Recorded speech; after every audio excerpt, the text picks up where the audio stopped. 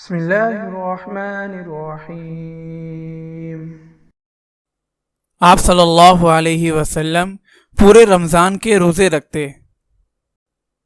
حضرت عائشہ رضی اللہ تعالی عنہا سے مروی ہے کہ آپ صلی اللہ علیہ وسلم کو میں نے رمضان کے علاوہ پورے ماہ کا روزہ رکھتے نہیں دیکھا۔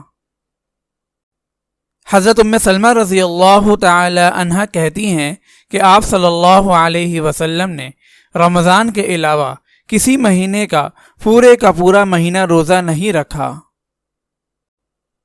حضرت عبداللہ بن شفیق کہتے ہیں کہ میں نے حضرت عائشہ رضی اللہ تعالی عنہا سے آپ صلی اللہ علیہ وسلم کے روزے کے متعلق پوچھا تو حضرت عائشہ رضی اللہ تعالی عنہا نے فرمایا، آپ روزہ رکھتے رہتے یہاں تک کہ ہم کہتے کہ آپ روزہ ہی رکھیں گے، اور کبھی ایسا ہوتا کہ نہ رکھتے تو ہم کہتے کہ اب افطاری کریں گے۔